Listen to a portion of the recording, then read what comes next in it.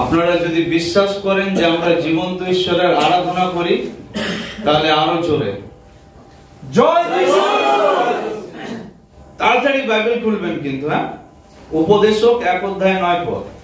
যাহা হইয়াছে তাহাই হইবে, যাহা করা গিয়াছে তাহাই করা যাইবে, সূর্যের নিচে নতুন কিছুই নাই। এখানে বাইবেল বলছে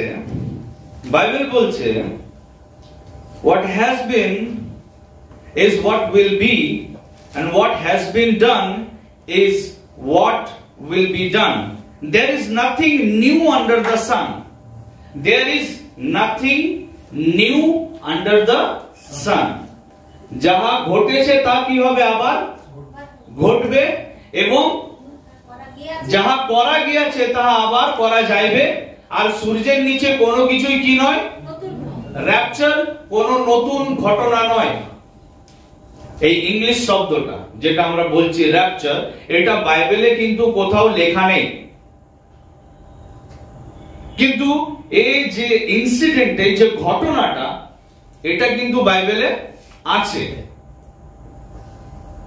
পার্টিকুলার যে শব্দটাকে আমরা আমাদের কাছে ইন্ট্রোডিউস করা হয়েছে র্যাপচার, এই শব্দটা বাইবেলে দেওয়া নেই, কিন্তু ইনসিডেন্টটা বাইবেলে আছে। আমি দেখাবো তোমাদেরকে। তো এটা কোথা থেকে অ্যাকচুয়ালি এসছে? তো র্যাপচার যে শব্দটা, এটা আমরা নতুন নিয়মে বেসিক্যালি সেন্ট পল, সাধু পল কি করছেন, থেসলোনিকীয় যে মণ্ডলী আছে, থেসলোনিকীয় মণ্ডলীকে যখন তার ফার্স্ট লেটার বা প্রথম পত্র যখন লিখছেন, তখন তিনি এই সাবজেক্টটাকে কি করেছেন, তিনি টাচ করেছেন। র্যাপচার এই শব্দটা অ্যাকচুয়ালি একটা ল্যাটিন যে শব্দ, ল্যাটিন একটা শব্দ, যে শব্দটা হচ্ছে র্যাপিও, এইখান থেকে এসছে র্যাপচার, র্যাপিও। এছাড়া গ্রিক ভাষাতে একটা শব্দ ইউজ করা হয়, সেটাকে বলা হয় হারপাজো। তাছাড়া হিব্রুতে দুটো ওয়ার্ড আছে র্যাপচারের জন্য, আর এই দুটো শব্দ হচ্ছে গাজল এন্ড নাম্বার 2 হচ্ছে তারাফ। তো আমরা টোটাল কটা শব্দ দেখলাম? 5টা। নাম্বার 1 ইংলিশ ওয়ার্ড হচ্ছে র্যাপচার, নাম্বার 2 ল্যাটিন ওয়ার্ড হচ্ছে র্যাপিও, গ্রিক ওয়ার্ড হচ্ছে হারপাজো, নাম্বার 4 হিব্রু ওয়ার্ড হচ্ছে গাজল, এন্ড নাম্বার 5 হচ্ছে কি তারাফ। এটাও একটা হিব্রু শব্দ। এর মানে হচ্ছে যে কারো কাছ থেকে কোনো কিছু ছিনে নেওয়া, মানে সাপোজ কেউ কোনো কিছু হাতে ধরে আছে এবং আপনি কি করলেন, মানে সাডেনলি, হঠাৎ, খুব শীঘ্রই তার হাত থেকে সেই জিনিসটা আপনি কি করলেন, ছিনে নিলেন। তো সেইটাকে বলা হয় কি, এই কনসেপ্টটা হচ্ছে কি র্যাপচার। এছাড়া কি হয় যে সাপোজ আপনাদের মধ্যে কেউ জঙ্গলে গেছেন, আর একটা বাঘ কি করেছে, আপনাকে, আপনার উপরে সাডেনলি হামলা করেছে, আপনাকে আক্রমণ করেছে। তো এই যে আক্রমণটা, মানে আপনার অজান্তে একটা আক্রমণ আপনার উপরে খুব ভয়ানক ভাবে, দিস ইজ র্যাপচার। ঠিক আছে? বা আপনি কোন একটা ডেঞ্জার জোনের মধ্যে আছেন, যেটা আপনি জানেন না, এমন একটা জোনের মধ্যে আছেন যেটা আপনার জন্য খুব ডেঞ্জার, আর সেইখান থেকে কোনো ব্যক্তি আপনার হাত টেনে আপনাকে বার করে নিল। এই কনসেপ্টটা হচ্ছে হারপাজো, র্যাপচার, র্যাপিও, গাজেল বা তারাফ। এছাড়া প্রভু যিশু বারবার তিনি একটা কথা আমাদেরকে বারবার বলেছেন, আর তিনি কি বলেছেন, যে আমি চোরের ন্যায় আসবো। আপনারা শুনেছেন? আমি ভাবতাম কেন প্রভু যীশু বারবার বলেছেন যে চোরের মতো তিনি কেন আসবেন, কেন চোরের মতো তিনি কেন আসবেন? কেননা যে র্যাপচার যেটা হবে বা মণ্ডলীকে যখন ছিনিয়ে নেওয়া হবে, মণ্ডলীকে যখন ডেঞ্জার জোন থেকে ঈশ্বর মুহূর্তের মধ্যে তার অজান্তে যখন তাকে তুলে নেবে, এই যে ঘটনাটা, এই ঘটনাটা কেমন ঘটবে? একদম চোরের মতো ঘটবে। চোরও কি হয়, সে সাডেনলি হঠাৎ আসে আপনার অজান্তে, যখন আপনি খুব মানে রিল্যাক্স করছেন, আরাম করে আপনি ঘুমাচ্ছেন, আর সেই সময় চোর আসে, আর আপনার যখন চোখ খুলে তখন কি হয়? সবকিছু খালি। র্যাপচার এই রকম হবে। যারা যারা আত্মাতে ঘুমাচ্ছে তাদের জন্য কিন্তু ব্যাড নিউজ। যাদের মন এখনো পরিবর্তন হয়নি তাদের জন্য ব্যাড নিউজ। যারা এখনো পর্যন্ত আমার প্রভুকে শ্রদ্ধা এবং ভক্তি করে না তাদের জন্য ব্যাড নিউজ।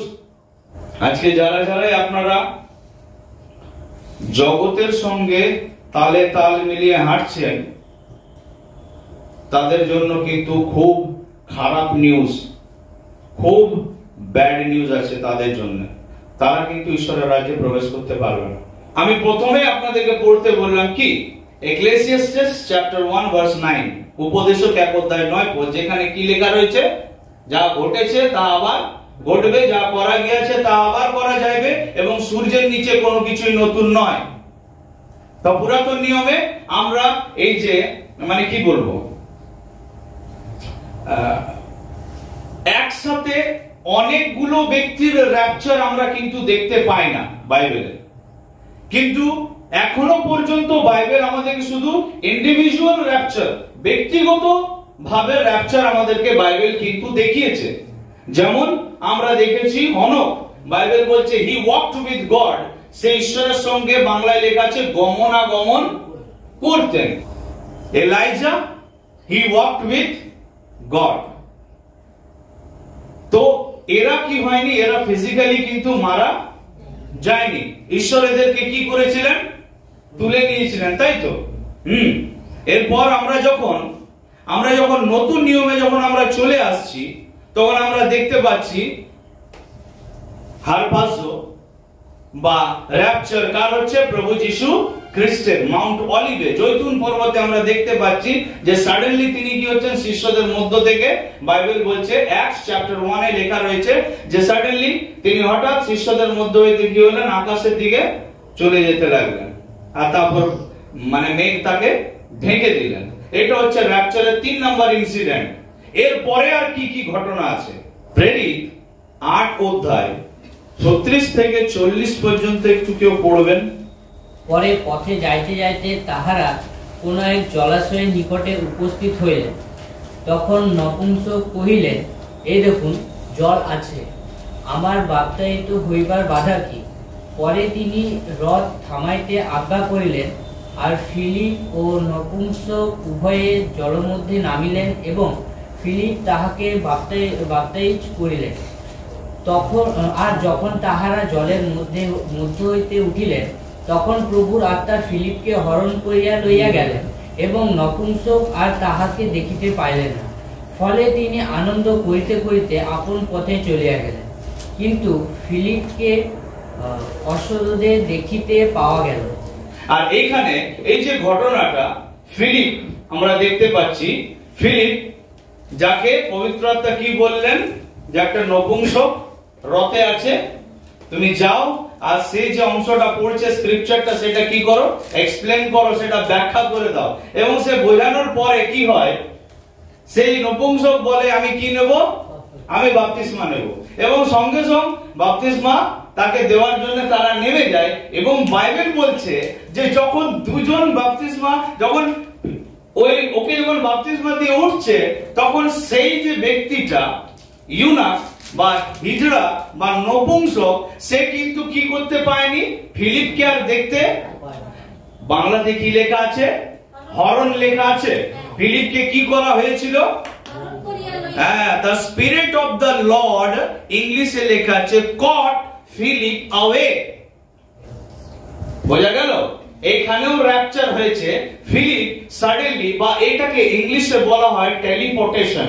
কে কে শুনেছে শব্দটা? হ্যাঁ, আজকের মডার্ন যারা আছে ছেলেরা মেয়েরা তারা হয়তো জানবে টেলিপোর্টেশন কি। তো বাইবেল টেলিপোর্টেশনের ঘটনাকেও আমাদেরকে দেখাচ্ছে। বা হারপাজো, ফিলিপ হঠাৎ করে একটা জায়গা থেকে ঈশ্বর আত্মা কি করে তাকে শট করে নিয়ে আরেকটা জায়গা, সেই জায়গাটার নাম কি দেখো কি লেখা রয়েছে? হ্যাঁ, অসদোদে। অসদোদে। আচ্ছা, তো এইখানে হঠাৎ ফিলিপও বুঝতে পারেনি যে ফিলিপ ওইখান থেকে এইখানে কিভাবে চলে এলো। এইটা হচ্ছে র্যাপচারের আরেকটি ঘটনা। আরো একটা ঘটনা আমরা দেখব, 2 করন্থীয় 12 অধ্যায় 2 থেকে 7 একটু আমরা দেখি। আমি খ্রিস্টের আশ্রিত এক ব্যক্তিকে জানি, 14 বছর হইল, সশরীরে কিনা জানি না, অশরীরে কিনা জানি না, ঈশ্বর জানে, এমন ব্যক্তি 3য় স্বর্গ পর্যন্ত নীত হইয়াছিল। আর এমন ব্যক্তি বিষয়ে আমি জানি, সশরীরে কি অশরীরে তাহা আমি জানি না, ঈশ্বর জানেন। সে পরম দেশে নীত হইয়া অকথনীয় কথা শুনিয়াছিল, তাহা বলা মনুষ্যের বিধিও না। এখানে লেখা রয়েছে 2 করন্থীয়, যার লেখক হচ্ছেন কে? পল, সাধু পল। তো তিনি কি বলছেন? নিজের সম্পর্কে বলছেন যে আমি একজন ব্যক্তিকে জানি। তিনি নিজের সম্পর্কে বলছেন শ্রোতাদেরকে যে সে সশরীরে গেছে, মানে শরীরে গেছে, নাকি তার স্পিরিট কোথায়? 3rd haven, 3য় হেভেনে। সে বলতে পারছে না, হি ইজ কনফিউজ। কিন্তু ও বলছে যে নীত হইয়া, ওখানে লেখা আছে সে পরম দেশে নীত হইয়া, পরম দেশে, 3rd হেভেন, নট আপ, হারপাজো। আপনারা বুঝতে পারছেন? বাইবেলের বিভিন্ন জায়গাতে আমরা দেখতে পাচ্ছি যে পল, সাধু পল, তাকে ঈশ্বর কি করেছিলেন সেও বলতে পারছে না, যে সে তার শরীরে পুরো 3rd হেভেনে বা প্যারাডাইসে গেছিলেন, নাকি তার স্পিরিট শুধুমাত্র সেখান থেকে ঘুরে এসছে বা ঈশ্বরের রব শুনে এসছে। হি ইজ কনফিউজ, সে বলতে পারছে না, কিন্তু বলছে আমি কিন্তু গেছিলাম, আমাকে নিয়ে যাওয়া হয়েছিল। ম্যাথিউ চ্যাপ্টার 24 40 থেকে পড়ুন। তখন 2 জন ক্ষেত্রে থাকিবে, একজনকে লওয়া যাইবে এবং অন্যজনকে ছাড়িয়া যাওয়া হইবে। 2টি স্ত্রীলোক যাতা পিছিবে, একজনকে লওয়া যাইবে এবং অন্যজনকে ছাড়িয়া যাওয়া হইবে। অতএব জাগিয়া থাকো, কেননা তোমাদের প্রভু কোন দিন আসিবেন তাহা তোমরা জানো না। এখানে কিন্তু এই র্যাপচারের বিষয়ে লেখা রয়েছে যে হঠাৎ কি হবে? হঠাৎ 2 জন ব্যক্তির মধ্যে একজন কি হবে? একজন সাডেনলি চলে যাবে। কোন বাস ড্রাইভার, সে বাস চালক, কিন্তু সে একজন খ্রিস্ট বিশ্বাসী এবং তার সেই কোয়ালিফিকেশনস গুলো তার জীবনে পাওয়া গেছে, এবং সাডেনলি ঈশ্বর কি করবেন? তাকে শর্ট করে নিয়ে চলে যাবে, এবং যত প্যাসেঞ্জার আছে সব দুর্ঘটনায় মারা যাবে। সেই সময় কিন্তু খুব ডেঞ্জারাস হবে। যদি কোনো পাইলট, কোনো প্লেন চালক যদি প্রভুকে জানে এবং সেই সময় যদি র্যাপচার হয়ে যায়, তাহলে আমরা অনেকগুলো প্লেন ক্র্যাশ আমরা দেখব। যদি কোনো ট্রেন চালক, সে যদি প্রভুর সেই সমস্ত কোয়ালিফিকেশনস গুলোতে ফিট বসে গেছে, তাহলে সেই ব্যক্তি কি হবে? চলে যাবে, এবং অনেক রেল দুর্ঘটনা আমরা দেখতে পাবো।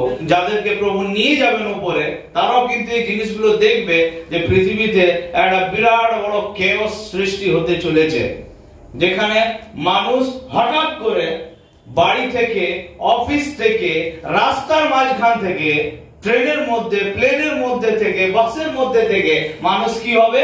একদম মুহূর্তের মধ্যে চোখের পলক ফেলতে ফেলতে মানুষ কি হবে? পুরোপুরি ভ্যানিশ হয়ে যাবে। আর এই জন্য প্রভু বলছেন কি? 2 জনের মধ্যে একজন, 2 জন ক্ষেত্রে ছিল, একজনকে লওয়া হবে আর একজন থেকে যাবে। 2 জন মহিলা যাতা পিছছিল এবং তার মধ্যে একজনকে নিয়ে যাওয়া হলো এবং আরেকজন থেকে গেল।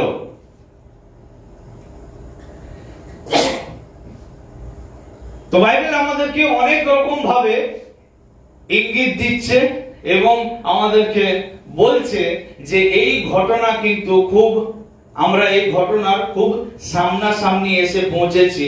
র্যাপচার খুব তাড়াতাড়ি হবে এবং সেই টাইম বা সময় বলা তো খুব মুশকিল।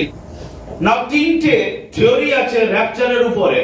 নাম্বার 1 হচ্ছে প্রি ট্রিবুলেশন র্যাপচার থিওরি।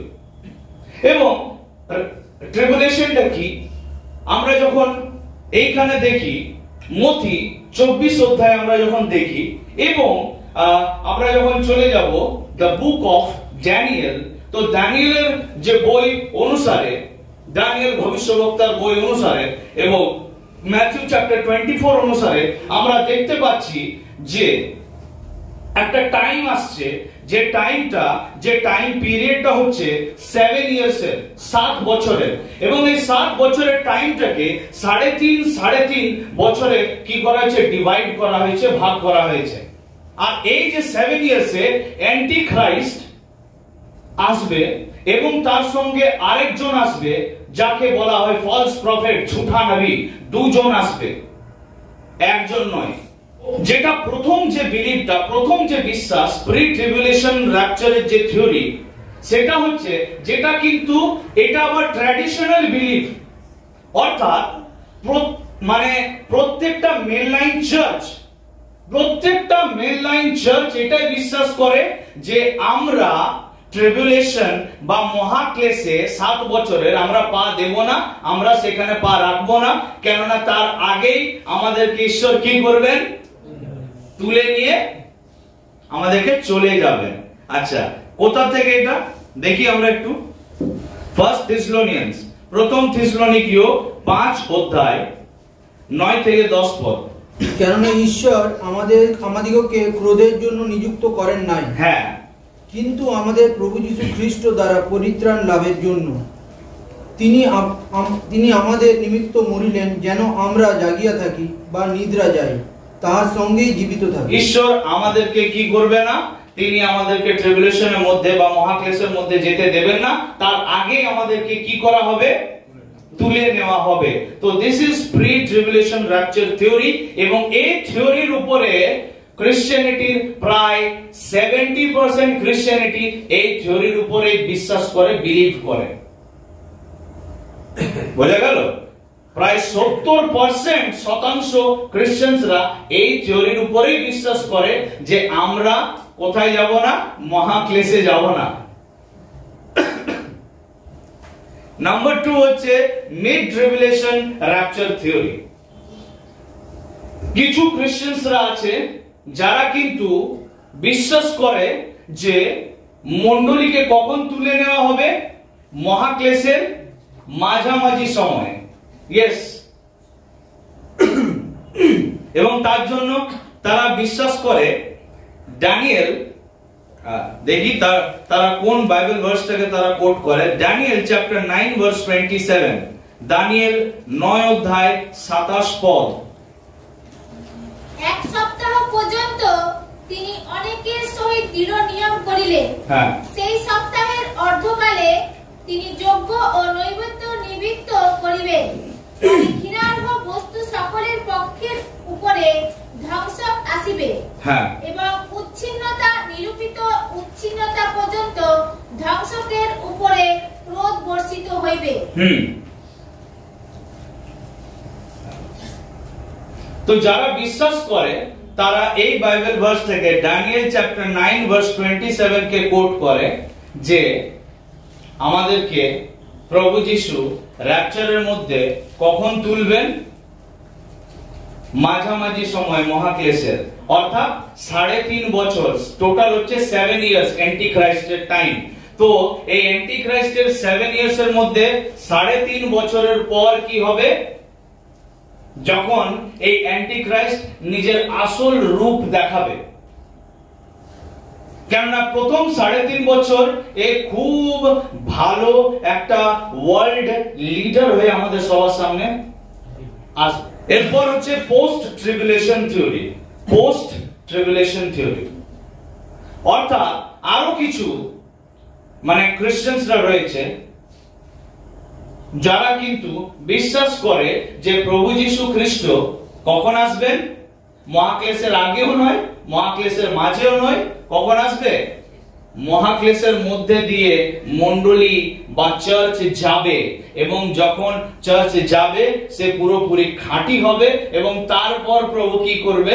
ওই খাঁটি মণ্ডলীকে নিয়ে যাবেন। মতি 24 অধ্যায় 29 থেকে 31 পদ। সেই সময়ে ক্লেশের পরেই, দেখুন এখানে লেখা আছে কিসের পরে? ক্লেশের পরে সূর্য অন্ধকার হইবে, সূর্য অন্ধকার হবে, চন্দ্র জ্যোৎস্না দিবে না, আকাশ হইতে তারাগণের পতন হইবে, ও আকাশ মণ্ডলের পরাক্রম সকল বিচলিত হইবে। আর তখন মনুষ্যপুত্রের চিহ্ন আকাশে দেখা যাইবে। আর তখন পৃথিবীর সমুদয় গোষ্ঠী বিলাপ করিবে, এবং মনুষ্যপুত্রকে আকাশীয় মেঘরথে পরাক্রম ও মহাপ্রতাপে আসিতে দেখিবে। আর তিনি মহা তুলিধ্বনি সহকারে আপন দূতগণকে প্রেরণ করিবেন, তাহারা আকাশের এক সীমা অবধি অন্য সীমা পর্যন্ত চারি বায়ু হইতে তাহার মনোনীত দিগকে একত্র করিবেন। ইয়েস, কোনো কনফিউশন আছে? আপনারা বুঝতে পারছেন? একদম পরিষ্কার ভাষাতে এখানে লেখা রয়েছে মহাক্লেশের পরে। তো র্যাপচার কখন হবে বা মণ্ডলীকে কখন তোলা হবে, এই বিষয়ে কিন্তু পুরো খ্রিস্টান সমাজের 70% খ্রিস্টান সোসাইটির মধ্যে পুরো 70% বিশ্বাস করে যে র্যাপচার কখন হবে? মণ্ডলীকে মহাক্লেশের পূর্বেই তুলে নেওয়া হবে। কেন? কেননা তারা বিশ্বাস করে যে যেমন জলপ্লাবন আসার পূর্বে কি করেছিলেন ঈশ্বর? নোহকে জাহাজের ভিতরে, তাকেও তার পরিবারকে তিনি রক্ষা করেছিলেন। তো একইভাবে খ্রিস্টানরা বিলিভ করে যে না, আমরা মহাক্লেশের মধ্যে দিয়ে যাব না। আবার কিছু সংখ্যক লোকেরা রয়েছে যারা মিড ট্রিবুলেশন থিওরিতে বিশ্বাস করে যে আমরা মাঝামাঝি সময়ে কি হবো? প্রভু আমাদেরকে তুলে নিয়ে যাবেন। এবং আরো কিছু খ্রিস্টানরা আছে যারা এই পার্টিকুলার বাইবেল ভার্সটাকে যারা কোট করে, যে লেখা রয়েছে তখন মহাক্লেশের পরে। আমরা দেখতে পাচ্ছি যে প্রভু তার দূতদেরকে আদেশ করবেন এবং তারা কি করবে? তার মনোনীত লোকদেরকে পৃথিবীর বিভিন্ন প্রান্ত থেকে একত্রিত করবেন। ঠিক আছে, আপনারা কোনটাতে বিশ্বাস করেন?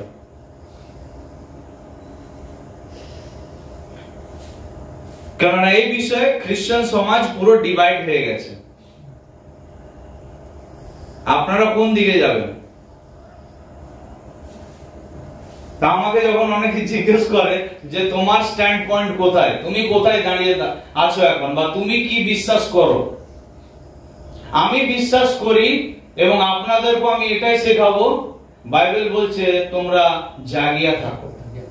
আমি এটাই বিশ্বাস করি, আমি জেগে থাকবো এবং আমি প্রার্থনা করব, আমি কাজ করতে থাকবো। আমার মালিক, আমার প্রভু আগে আসুক, মাঝে আসুক, পরে আসুক, এতে আমার কোনো যায় আসে না। আমি তৈরি আছি কি না, আমার কাজ আমি কত সম্পূর্ণ ভক্তি এবং নিষ্ঠার সঙ্গে করছি, আমি তার ইচ্ছা অনুসারে চলছি কিনা, এটাই সব থেকে ইম্পর্টেন্ট বিষয়। যদি আমি আমার কাজ সম্পূর্ণ ভক্তির সঙ্গে আর সমর্পণের সঙ্গে করছি, তাহলে আমার বাপ আগে এলেও আমাকে নিয়ে যাবে, মাঝে এলেও নিয়ে যাবে, আর পরে এলেও নিয়ে যাবে, তাই তো? ঠিক। অনেক মানুষ আপনাদের কাছে অনেক কিছু থিওরি পেশ করবে, অনেক রকমের শিক্ষা আপনাদেরকে দেওয়া হবে, কিন্তু বাইবেল বলছে প্রভু কি করলেন? কাউকে 5, কাউকে 2 এবং কাউকে 1 তালন্ত দিয়ে তিনি দূর দেশে চলে গেলেন, তাই তো? এবং যখন তিনি ফিরে আসলেন, তার ফিরে আসার সময় পর্যন্ত যাদেরকে যেটা দেওয়া হয়েছিল তাদের মধ্যে 2 জন কি করেছিল? তারা কাজে লাগিয়েছিল এবং সেটাকে তারা ডাবল করেছিল, তাই তো? আপনাদেরকে আগে মাঝে পরে দাঁড়ানোর দরকার নাই, আপনারা ঈশ্বরের বাক্যের উপরে দাঁড়িয়ে থাকুন। এবং বাইবেল বলছে সেই ব্যক্তি কোথায় ঘর বানালো? পাথরের উপরে ঘর বানালো। এবং যতই জল ঝড় আসুক, যত রকমেরই থিওরি আসুক, যত রকমেরই শিক্ষা আসুক, শিক্ষক আসুক, আপনাদের ভিত্তিমূলকে কেউ নাড়াতে পারবে না কখনো, কেননা আপনার ঘর পাথর উপরে আছে। এবং যখন আপনার স্বামী আমাদের প্রভু ফিরে আসবে, সে দেখবে যে আমি 5 দিয়েছিলাম, এ 10 করেছে, অ্যাকাউন্টেবিলিটি নেবে। আর যাকে 4 দেওয়া হয়েছে, যাকে 2 দেওয়া হয়েছে সে 4 করেছে, এবং তিনি বলবেন বিশ্বস্ত দাস আমার সঙ্গে আমার ঘরে প্রবেশ করো। তাই না? তো আপনার আর আমার স্ট্যান্ড পয়েন্ট এখানেই হোক, আমার মালিক কখন আসবে আসুক, কিন্তু আমি আমার বরের জন্য প্রত্যেক দিন কি করব, নিজেকে আমি প্রস্তুত করব। বোঝা গেল না? এরপর হচ্ছে কোয়ালিফিকেশনস অফ র্যাপচার, অর্থাৎ র্যাপচার যে হবে এই বা মণ্ডলীকে বা খ্রিস্টের যে দেহ, আমরা সবাই কি খ্রিস্টের দেহ, এই দেহকে প্রভু কোন কোয়ালিফিকেশনস গুলো বা যোগ্যতার বেসিসে তিনি নিয়ে যাবেন, তাই না? প্রথম যে কোয়ালিফিকেশনটা একটা মানুষের মধ্যে দরকার, সেটা হচ্ছে যে যোগ্যতাটা প্রয়োজন, সেটা হচ্ছে কি নতুন জন্মের অভিজ্ঞতা। যোহন 3:3 কেউ পাঠ করুন।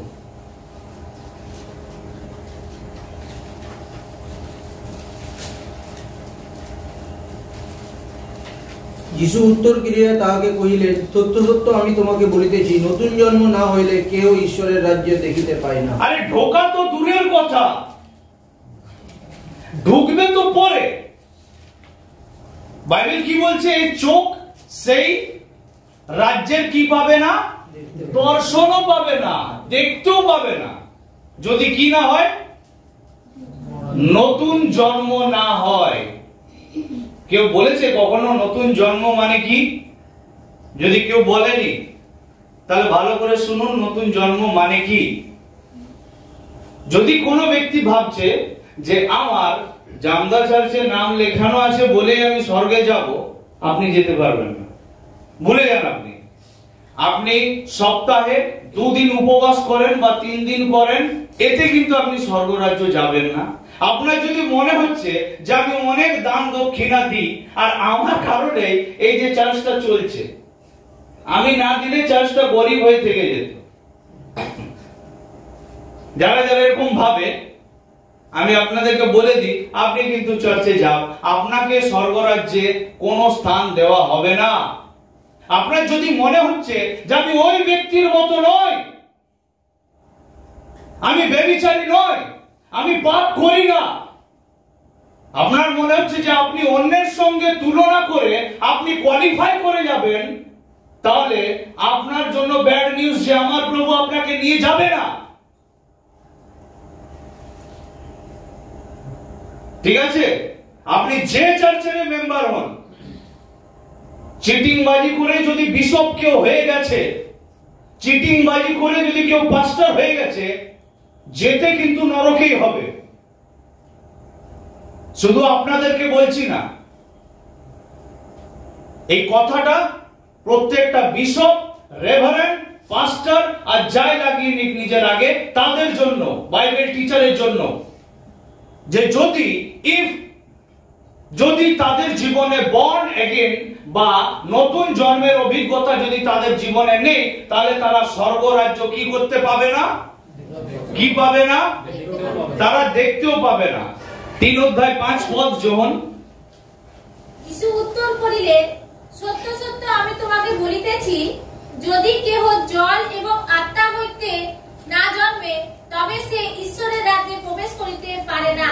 তাহলে দেখতেও পাবে না, প্রবেশ করতেও পারবে না, তাই তো? কিন্তু মেন মুদ্রা কি? জন্ম। যদি আজ রাত্রে, আপনার নাম কি? রাজুদা, যদি আজ রাত্রে প্রভু যিশু চলে আসে, কি মনে হয় আপনি যেতে পারবেন? এটা খুব সিরিয়াস কোশ্চেন।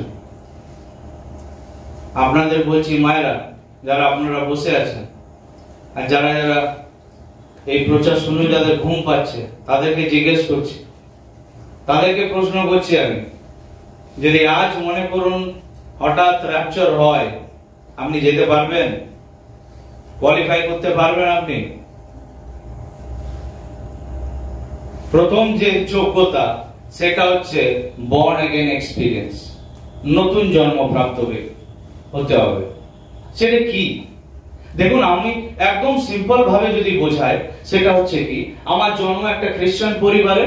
আমি ছোট থেকে চার্চে যেতাম, আমি সানডে স্কুলে যেতাম, আমি অনেক বাইবেল পড়তাম, আমি প্রার্থনা করতাম, আমি অনেক স্টেজ কাঁপাতাম, আমি এটা করতাম সেটা করতাম, ইউথদের সঙ্গে ইনভলভমেন্ট ছিল, এটা করেছি সেটা করেছি, অনেক কিছু করেছি। কিন্তু 2006 সালে আমার জীবনে একটা অদ্ভুত ঘটনা ঘটে, এবং সেই ঘটনাটা আমার চ্যানেলে দেওয়া আছে, যেটা আমার সাক্ষ্য আমার জীবনের। যে আমি একটা সেমিনার হলে বসেছিলাম, এবং সেইখানে এক প্রভুর দাস তিনি প্রচার করছিলেন। আমার আত্মিক পিতা, আমার বাবা, যিনি প্রচার করছিলেন, আর সেই প্রচারের মধ্যে দিয়ে ঈশ্বর কি করেন, আমাকে স্পর্শ করেন, আমাকে টাচ করেন। এন্ড দ্যাট মোমেন্ট, সেই সময় আমাকে পবিত্র আত্মা আমাকে বলতে থাকে যে ইউ আর আ সিনার, তুমি একটা পাপী, রিপেন্ট ফর ইওর সিনস, তোমার পাপের জন্য পশ্চাতাপ করো আজকে এই মুহূর্তে। এবং সেই দিন আমি প্রথমবার আমি পশ্চাতাপের বিষয় জানলাম, যে পশ্চাতাপ বলে কিছু হয়। ফার্স্ট টাইম রিপেন্টেন্সের ব্যাপারে আমি জানলাম, এবং সেই দিন আমি পশ্চাতাপ করি প্রভুর কাছে। আমার যত পাপ, যত অপরাধ আমি করেছি এত বছর থেকে, সেই দিন আমি প্রভুর চরণ তলে, আমি সেই পাপিনী স্ত্রীর মতো, যে তার পায়ে পড়ে কেঁদে কেঁদে চোখে জল ফেলে ফেলে সেই দিন সে পশ্চাতাপ করছিল। যে সে কিছু বলেনি, কিন্তু সে পশ্চাতাপ করছিল তার পায়ের তলায় পড়ে। আর আমি সেই পাপিনী স্ত্রীর মতো সেই চার্চে, সেই স্থানে আমি বসে বসে কাঁদছিলাম খুব, এবং পশ্চাতাপ করছিলাম যে প্রভু, এই পাপীর প্রতি দয়া করুন, এই পাপীকে ক্ষমা করে দিন প্রভু, আমাকে ক্ষমা করে দাও প্রভু, আমার যত অতীতের পাপ আছে এই লোকে ধরে রেখো না। আর সেই দিন ছিল আমার নতুন জন্মের দিন, যেদিন আমি পশ্চাতাপ করি আমার সমস্ত পাপের জন্য। নাম্বার 2, আমি প্রভু যীশু খ্রিস্টকে নিজের জীবন দিলাম, সমর্পণ করলাম, যে প্রভু, আজকে থেকে আমি নামধারী খ্রিস্টান হয়ে জীবন যাপন করব না। আজকে থেকে you are the king of my life, তুমি আমার জীবনের রাজা, আমার প্রভু, আমার জীবন আমি আজকে তোমাকে দিলাম। এটা ছিল আমার সেকেন্ড কমিটমেন্ট। এবং তারপর থেকে আমার জীবন যেটা আগে ছিল সেটা পুরোপুরি পাল্টে গেল। 2006 পর আমার জীবন কিন্তু যেটা ছিল সেটা নেই। ফলত কেউ যদি খ্রিস্টেতে আছে, তাহলে সে কি একটা নতুন সৃষ্টি। এবং প্রভু আমাকে সেই দিন থেকে নতুন করে তিনি সৃষ্টি করতে শুরু করলেন, গড়তে শুরু করলেন। আমার যে সমস্ত বন্ধুরা আগে ছিল তারা আমার বন্ধু নেই। আমি যে সমস্ত জায়গায় দাঁড়িয়ে আগে আমি সময় কাটাতাম, সেই সমস্ত জায়গায় আমি আর দাঁড়াই না। যে জিনিসগুলো ঈশ্বরের পছন্দ নয় সেগুলো আমার পছন্দ নয়, যেগুলো আমার প্রভুর পছন্দ সেগুলো আমার পছন্দ, যেটা তিনি ভালোবাসেন সেটা আমি ভালোবাসি। সেই দিন থেকে যে আমার লাইফে যে টার্নিং পয়েন্টটা এলো, এইটার কথাই তিনি বলছেন যে নতুন জন্ম না হলে স্বর্গরাজ্য কি করতে পাবে না, দেখতেও পাবে না। বাইবেল থেকে একটা উদাহরণ দিই। 2 জন দস্যু কত মার্ডার এবং কত জনের ঘর লুট করে একাকার, কিন্তু 2 জনের মধ্যে একজন বলছে যে আমরা আমাদের পাপের, আমাদের কার্যের সমুচিত দণ্ড পাচ্ছি, কিন্তু ইনি তো অপকার্য কিছুই করেন নাই। এবং তিনি তখন বললেন, হে প্রভু, আপনি যখন আপনার রাজ্যে আসবেন দয়া করে আমাকে স্মরণ করবেন। প্রভু তখনই ওই যেটা মুখ থেকে বললো যে আমরা আজকে ক্রুশে কেন আছি, কেননা আমরা যেটা করেছি সেটারই ফল আমরা আজকে ভুগছি, কিন্তু ইনি কোনো অপকার্য করেননি। তিনি নির্দোষ নিষ্কলঙ্ক ব্যক্তি।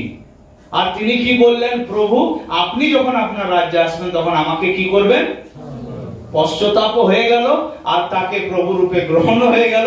এবং তিনি বললেন যে অদ্বৈ, তুমি আমার সঙ্গে স্বর্গরাজ্য দেখবে তা নয়, আমার সঙ্গে পরম দেশে থাকবে।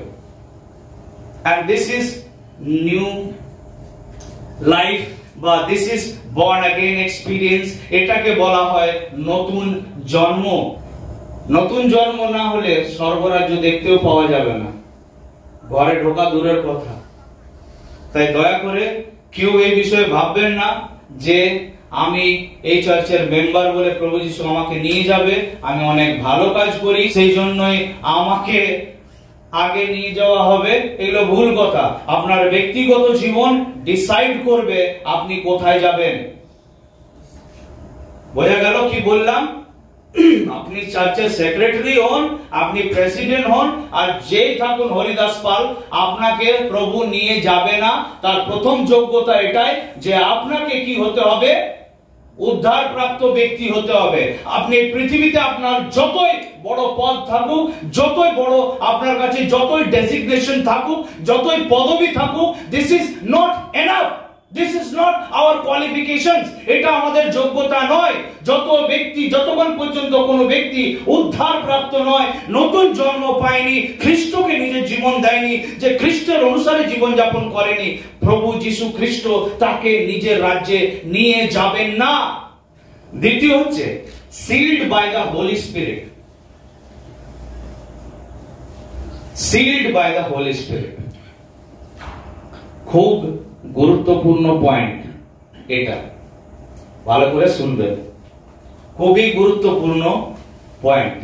Sealed by the holy spirit, অর্থাৎ পবিত্র আত্মার মোহর বা পবিত্র আত্মার দ্বারা মুদ্রাঙ্কিত হওয়া একান্ত প্রয়োজন। যখন আমরা পুরাতন নিয়মে যখন আমরা যাই, পুরাতন নিয়মে আমরা দেখতে পাচ্ছি, জানেন, সিল বা মোহর আমরা দেখতে পাই পুরাতন নিয়মে অনেক জায়গাতে আছে।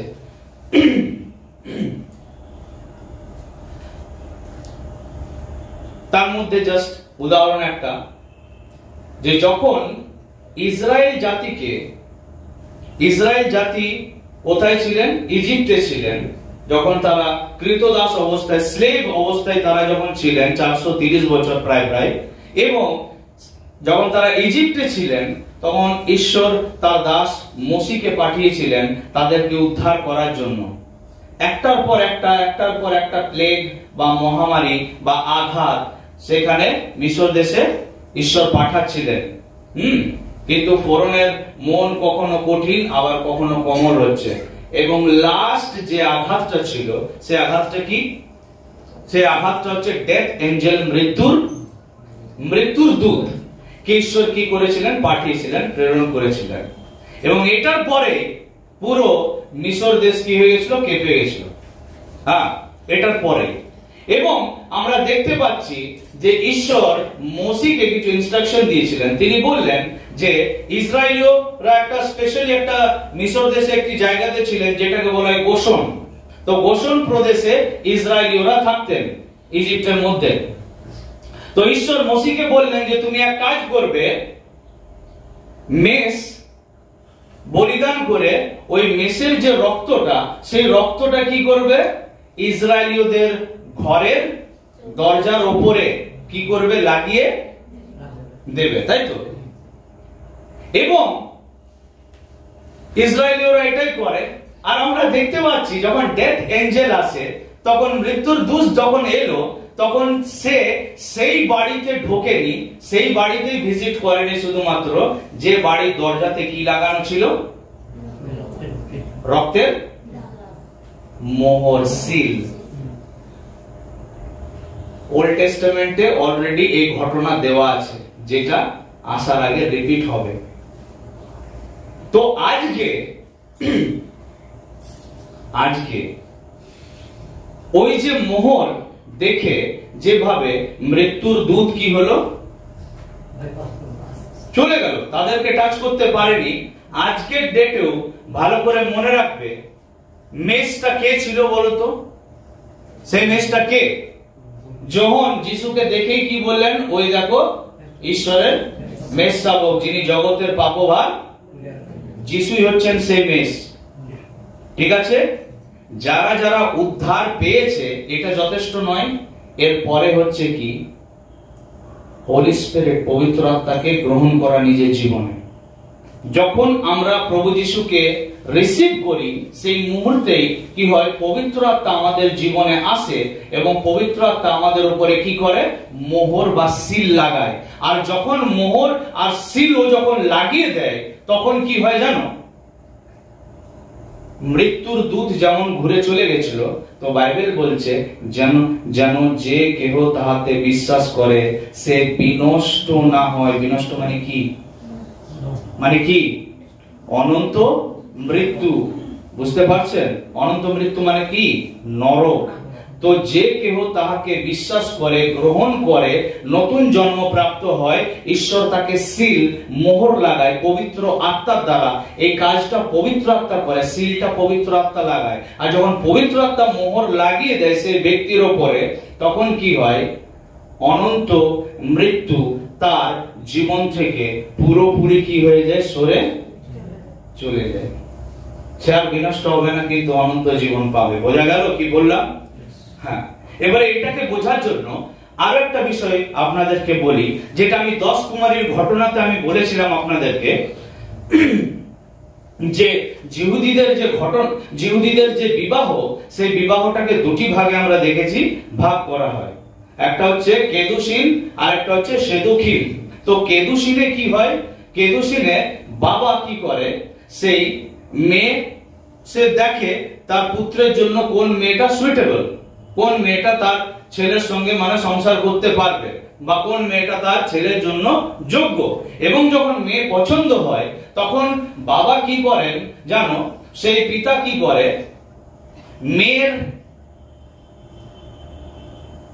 মেয়ের বাবা মায়ের হাতে কিছু মানে দিয়ে যায়। আমরা আমাদের ভাষাতে বললে কি বলবো জানেন? আমরা বলি বায়না, বলি হ্যাঁ, ওকে এত টাকা বায়না দিয়ে এসছি। মানে কি? এবারে অমুক দিনে যেটা আমি বুক করে এসছি সেটা আমি, ওইটা আমারই থাকলো, ও কাউকে আর দেবে না। অন্য কাস্টমার এলে কি বলবে? বলে বাবু আমাকে অলরেডি ও বুক করে রেখেছে, বায়না দিয়ে রেখেছে।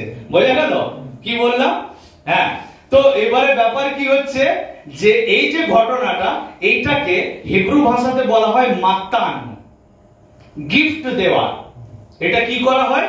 সেই যে বধূ হতে চলেছে, বা যে ওই পিতার ছেলেকে বিয়ে করতে চলেছে, এখন পছন্দ, তো এরপরে কি হবে, যে আমি এই মেয়েটাকে কি করলাম, আমার ছেলের জন্য কি করলাম, পুরোপুরি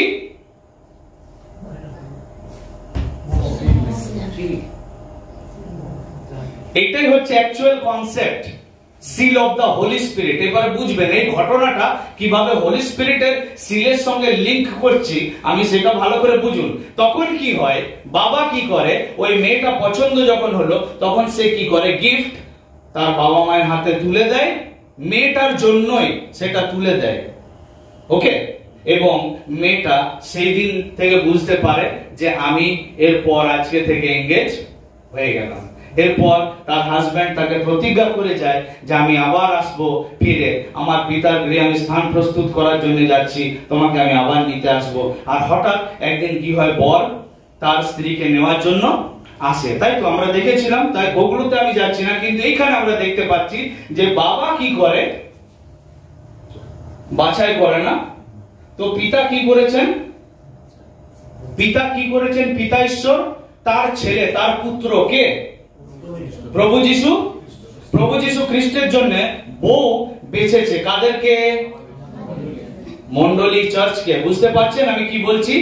এরপর সবাই তো নয়, ঠিক তো অ্যাকচুয়ালি কোন মানুষগুলোকে নিয়ে খ্রিস্টের আমরা বধূ, বা কোন মানুষগুলো নিয়েই হচ্ছে কি খ্রিস্টের বউ, এটার জন্য কি করেছেন, বাবা গিফট দিয়েছেন। গিফট, আপনারা বুঝতে পারছেন আমি কি বলছি? তিনি তার ছেলের জন্য বা তার ছেলের বিবাহের জন্য, আমরা জানি একটা বিরাট বড় বিবাহ ভোজ হতে চলেছে, তাই না? পুত্রের বিবাহ হতে চলেছে কার সঙ্গে? বধূ অর্থাৎ চার্চের সঙ্গে হতে চলেছে। তো সেই বিবাহ হবে, তার পূর্বে কি হবে, বউকে বাছাই করা হয়েছে, এবং এখন বউকে বা যে হবু বউ তাকে একটা গিফট দেওয়া হয়েছে। আর সেই গিফটটা হচ্ছে কি, প্রভু যিশু বললেন আমি আমার বাবাকে বলবো এবং তিনি তোমাদের জন্য কি দেবেন, পবিত্র আত্মা দেবেন। পবিত্র আত্মা হচ্ছে ওই গিফট যে গিফটটা আমাদেরকে দেওয়া হয়েছে, এবং যার কাছে ওই গিফট আছে সে পুরো কনফার্ম যে বিয়ে এরপর ওর সঙ্গেই হবে, ওকে বায়না দেওয়া হয়ে গেছে। একদিন আমি শুনছি আমার মা বলছে আজকে আমি পবিত্র আত্মা পেলাম। এটা আবার কোন ধরনের শিক্ষা রে বাবা? কেননা প্রেরিত আমাকে বলছে এক অধ্যায় আমরা দেখলাম যে আমাদেরকে প্রতিজ্ঞা করা হয়েছে যে আর পবিত্র আত্মা আসিলে কি হবে, তোমরা শক্তি। প্রেরিত 2 অধ্যায়ে বলছে যে পবিত্র আত্মা কি হলেন, পুরোপুরি নেমে এলেন। শিষ্যরা পুরোপুরি কি হয়ে গেল পবিত্র আত্মাতে? বাইবেল বলছে 120 people, 120 জনতে, all of them were filled with the Holy Spirit, সবাই পবিত্র আত্মা দ্বারা পরিপূর্ণ হয়ে গেলেন।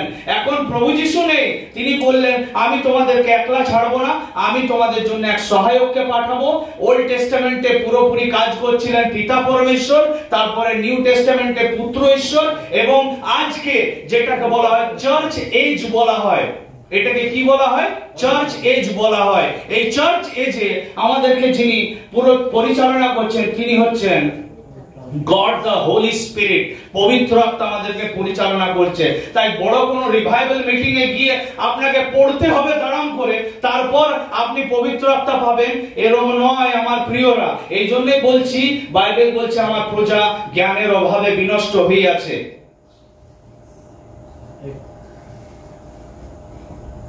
সেই জন্য প্রভুর দাসদের কাছে আপনাদেরকে আসতে হবে, শিখতে হবে। আপনি যখন শিখবেন তখন আপনি জানতে পারবেন। আপনার কাছে ফোন আছে এর মানে এটা নয় আপনি যাকে তাকে ইউটিউবারকে যাকে তাকে আপনি দেখে আর আপনি ঘরে বসে ভাবছেন আমি বিরাট বড় পণ্ডিত হয়ে গেছি। This is totally wrong. This is against the doctrine of the Bible. বাইবেলের যে ডক্ট্রিন, বাইবেলের যে শিক্ষা, এটা টোটালি তার বিরুদ্ধে। Seal of the Holy Spirit, পবিত্র আত্মা কা মুহর, এটা আমরা তখনই পাবো যখন আপনি প্রভু যীশু খ্রিস্টকে নিজের জীবন দেবেন। যখন আমাদের পশ্চাতাপ হবে, আমরা যখন জীবন দিলাম তাকে আমার প্রভু রূপে গ্রহণ করলাম, আপনার জীবন পুরোপুরি ট্রান্সফর্ম হয়ে যাবে। সেই দিন থেকে আপনি পুরোপুরি পরিবর্তন হয়ে যাবে। পাড়ার লোক আপনাকে আর চিনতে পারবে না। এখন যেমন আমাকে পুরুলিয়াতে কেউ আর চিনতে পারে না, লোক কনফিউজ হয়ে যাচ্ছে যে ওই ছেলেটাই কি যাকে আমরা দেখেছিলাম। মানুষের মাথায় কাজ করছে না যে এই ছেলেটা কি করে সম্ভব, এই জায়গায় কি করে আসতে পেরেছে। এটা একমাত্র সম্ভব প্রভু যীশু খ্রিস্ট পবিত্র আত্মা এবং পিতা ঈশ্বরের দ্বারা, আমার দ্বারা নয়, বল দ্বারা নয়, শক্তি দ্বারা নয়, বুদ্ধি দ্বারা নয়, কিন্তু একমাত্র তার আত্মার দ্বারা। আর যখন আমরা তাকে গ্রহণ করিনি, প্রকাশ্যে বাপ্তিস্মা নিয়ে নি, সেই দিনই বাইবেল বলছে যে প্রভু যীশু খ্রিস্ট যখন বাপ্তিস্মা নিয়ে উঠলেন তখন তিনি কি পেলেন? কি পেলেন? পবিত্র আত্মা তার উপরে নামিয়ে আসিল। তো যেদিন আপনি গ্রহণ করে সেই দিনে আপনি পবিত্র আত্মা পেয়ে যান। 3 নাম্বার হচ্ছে জাগিয়া থাকুন।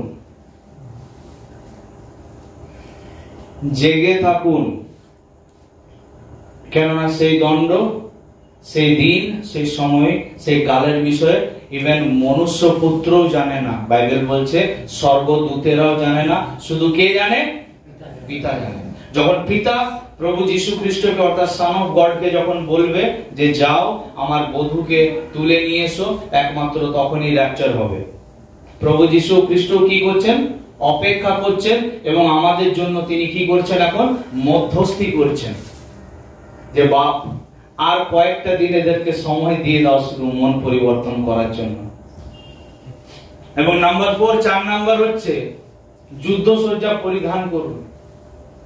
এফেসীয় 6 অধ্যায় 11 থেকে পাঠ করুন, 13 পদ। ঈশ্বরের সমগ্র যুদ্ধসজ্জা পরিধান করো, যেন দিয়াবলের নানাবিধ চাতুরীর সম্মুখে দাঁড়াইতে পারো। কেননা রক্ত মাংসের সহিত নয়, কিন্তু আধিপত্য সকলের সহিত, কর্তৃত্ব সকলের সহিত, এই অন্ধকারের জগৎপতিদের সহিত, স্বর্গীয় স্থানে দুষ্টতার আত্মাগণের সহিত আমাদের মল্লযুদ্ধ হইতেছে। এই জন্য তোমরা ঈশ্বরের সমগ্র যুদ্ধসজ্জা গ্রহণ করো, যেন সেই কুদিনের প্রতিরোধ করিতে এবং সকলেই সম্পূর্ণ করিয়া দাঁড়াইয়া থাকিতে পারো। কি লেখা রয়েছে? সেই কুদিনের কি করতে? প্রতিরোধ করতে। আর কি করতে? যেন সম্পূর্ণরূপে দাঁড়াইয়া থাকিতে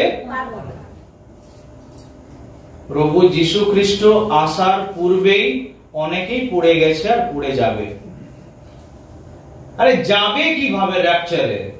তোমাকে তো দাঁড়িয়ে থাকতে হবে, তো থাকতেই দেবে না। আমাদের লড়াই রক্ত মাংসের সঙ্গে নয়। আমরা কবে বুঝবো যে আমার শত্রু কোনো পাস্টার নয়? আমার বিরুদ্ধে যদি কেউ গসিপ করছে, আমাকে যদি কেউ পছন্দ করে না, যদি আমাকে কেউ ভালোবাসে না, আমার বিরুদ্ধে যদি কেউ কথা বলছে, সে কিন্তু আমার শত্রু নয়। বাইবেলকে আমি সম্পূর্ণরূপে বিশ্বাস করি। আমার শত্রু কোনো মানুষ নয়, তাই আপনারাও আমার শত্রু নন। আউট অফ লাভ, ভালোবাসার কারণে এবং আপনাদের চিন্তার কারণে আমাকে বকতে হয়, আমাকে করতে হয়, আমাকে করতেই হবে। আমি আবার বলছি, আমাকে এই কাজটা করার জন্যই মনোনীত করেছে প্রভু। তাই আমি বাকি পাস্টাররা যেভাবে হাঁটছে সেই স্রোতে আমি হাঁটতে পারবো না। এই রাস্তায় আমি পুরো একলা, আর এই রাস্তাটা সংকীর্ণ, এই পথে আমি একলাই হাঁটবো। আমার শত্রুতা এবং আপনাদের শত্রুতা কোনো মানুষের সঙ্গে নয়। যদি আপনারা বুঝে যাবেন, তাহলে এই চার্চে যে ডিভিশন আছে সেই ডিভিশনটা ভেঙে যাবে। আপনারা একমাত্র নন, আরো অনেক চার্চ আছে। একই চার্চে 3-4টে গ্রুপ। কেউ বলছে তোরা আগে করে নে, তারপর আমরা ঢুকবো প্রভুর আরাধনা করতে। আমি ভাবছি ওরা কি বাইবেল পড়েই না নাকি?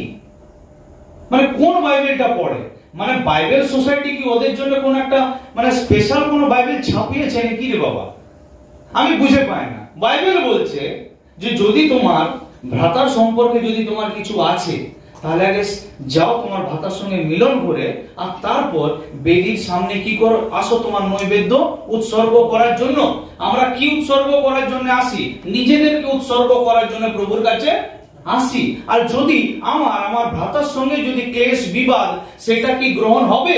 আমি তো কোইনের ক্যাটাগরিতে চলে এলাম। একই চার্চে 2-3টে ডিভিশন, 2-3টে গ্রুপ, এ ওর বিরুদ্ধে, সে তার বিরুদ্ধে, এ 10টা থেকে 12টা, তারপরে আরো একজন আসছে, আরো একটা গ্রুপ আসছে বিকেলে। আরে ভাই, কোন বাইবেল পড়ছো তোমরা?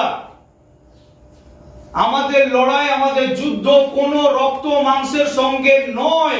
Try to understand. যেভাবে ইংরেজরা ডিভাইড এন্ড রুল পলিসি করতো, ওইভাবে শয়তান আমাদেরকে আমাদের মধ্যে ডিভাইড করছে।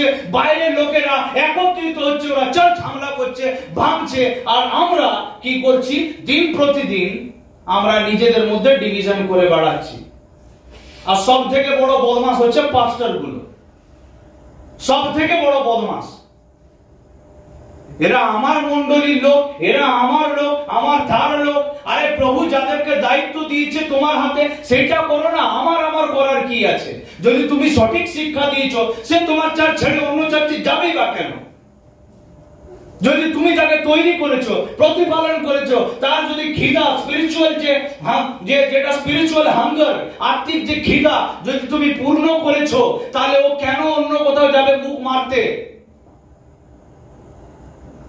আমার বিবাদ ক্লেশ কেন হবে কারো সঙ্গে? কি জন্য আমি করব? আমার লড়াই অন্ধকারের শক্তিদের সঙ্গে, সেই ফলেন এঞ্জেলস গুলোকে, যেগুলোকে ফেলা হয়েছে এখানে। তারা তোমাদের মাথায় কুমন্ত্রণা ভরে দিচ্ছে, সেই পাস্টার গুলোর মাথায় ভরছে, এবং তারা দিন প্রতিদিন তারা সবাই নিজের নিজের দল বানাচ্ছে। আচ্ছা, স্বর্গরাজ্যে কি কোনো দল আছে? যখন আমরা যাব স্বর্গে, তখন কি মনে হচ্ছে যে সিএনআই চার্চের একটা দল থাকবে? প্রভু যিশু বলবো, ও সিএনআই লোক এদিকে থাকবে, এরকম হবে? হবে কি? না না, তোমরা তো পেন্টিকস্টাল, তোমরা হচ্ছে অ্যাসেম্বলি অফ গড চার্চ। আচ্ছা, তোমরা এইদিকে এসো, তোমাদের গোষ্ঠীটা এইখান থেকে ওইদিকে যাবে না। কিন্তু আমি একটা বর্ডার দিয়ে দিলাম, যেমন লাসারা ধনবানের মধ্যে ছিল, সেই রকম সিএনআই, এজি, ব্যাপটিস্ট, মেথডিস্ট, পেন্টিকস্টাল সবার মধ্যে বর্ডার থাকবে? শয়তান কত ক্লেভার, কত চালাক, আমাদের সঙ্গেও খেলছে, আমাদেরকে আলাদা করছে। আমরা পড়ে গেছি অনেকে, বাইবেল বলছে সেই কুদিনে দাঁড়িয়ে থাকার জন্য কি চাই? যুদ্ধ সজ্জা পরিধান করতে হবে।